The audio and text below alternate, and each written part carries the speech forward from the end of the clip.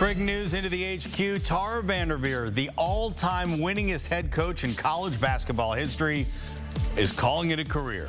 After a nearly half-century as a head coach in Division I from Idaho and then Ohio State in the last 38 seasons at Stanford, racking up 1,216 wins, a three-time national champion with the Stanford Cardinal, and she led her squad in Northern California to 14 Final Fours. Tara Vanderveer, the all-time winningest coach in college basketball history, stepping down and will continue at Stanford in an advisory role.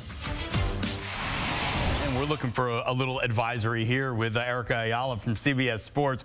Erica, what'd you think when you heard the news that Tara Vanderveer was calling it a career?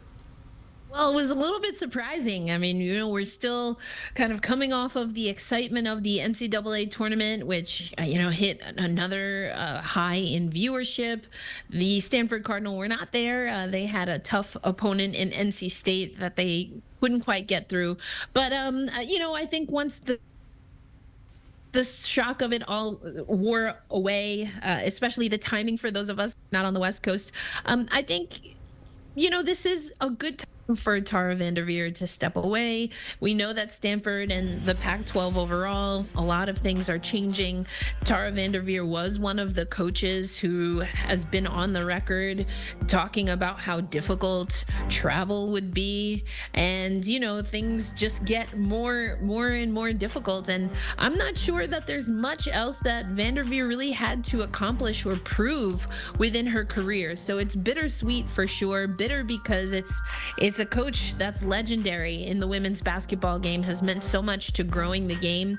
And, it's sweet because I think Tara did it the right way. She went out, she's going out on top, as you mentioned, the winningest NCAA coach. And, I think the only thing sweeter would have been to get a national championship, but those are not promised. They are not given out. We know how hard South Carolina and Dawn Staley had to work to get to the top again. So I guess just congratulations to Vanderveer at this point. That's about all we can say. Yeah, look, she's got 3 of those national titles and 14 Final Fours to her credit. But in some ways, she was a little bit overshadowed by the likes of Dawn Staley recently, Kim Mulkey, of course, Gina Auriemma and Pat Summitt. So what is sort of the hallmark of a Tara Vanderveer squad? And we're not just talking Division I college basketball, too. She was an Olympics coach as well. Well, I think, we've heard Tara in different interviews say that she never really has wanted the limelight and the spotlight. I think as we were talking about her becoming the winningest coach in NCAA history, men's or women's, I think the thing that really resonated with me is that she's created a coaching pipeline. She's worked with places like the Women's Sports Foundation to create grants for coaches that are looking to expand their reach. She also, in her pipeline, has multiple coaches, upwards of 30, almost 30 coaches or 30 players that have gone on to be a coach at some level, including the person now that we hear is going to take over the reins. Kate Pay has been an associate head coach at Stanford, came back to her alma mater after a few stops in between, had a professional career. So for me, the Vanderveer legacy is far from over. I think it's just continuing on as we see what the amazing players from that program continue to do in coaching for sure. But we also know that Chiney Ogwumike was part of a fantastic broadcast that really has been able to bring a lot of fun, excitement, and also knowledge to women's basketball. So I'm curious to see in this advisory role what that really looks like, but of course also eager to see what I believe will be only the 5th coach in Stanford Cardinal history on the women's basketball side. I'm very curious to see how Kate Pay will do here. Yeah, it's always sort of a delicate dance when you have a retiring legend who's still staying around.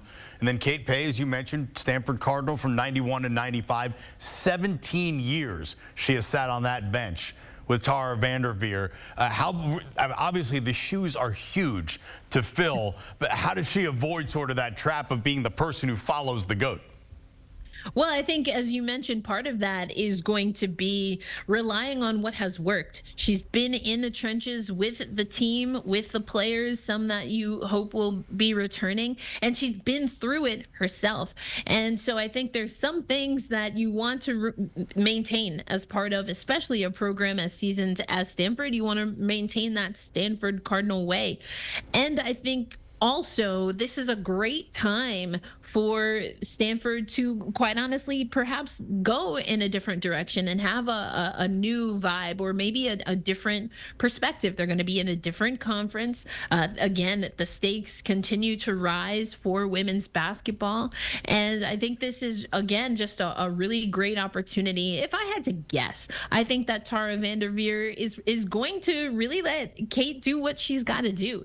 I think she'll be there to guide and support, but I'm eager to see how much the program overall and the school are going to be supportive, and how they kind of package this new era under a familiar coach to some, but obviously newer in the head coaching role. Well, she might not be seeking the limelight or the fanfare, but Tara Vanderveer is deserving of every flower that she will be given after the news has come down that the all-time winningest coach in NCAA history is calling it a career. Erica Ayala of CBS Sports, thanks so much for your insight. And here's a look at the all-time wins list. The top three: Tara Vanderveer is now cruising into the sunset. Gino Auriemma, still active, just took UConn to another Final Four, and he needs just 4 more wins to become the all-time winningest coach in D1 college basketball history. And Coach K, I'm sure he's looking on, smiling at all the success of his peers.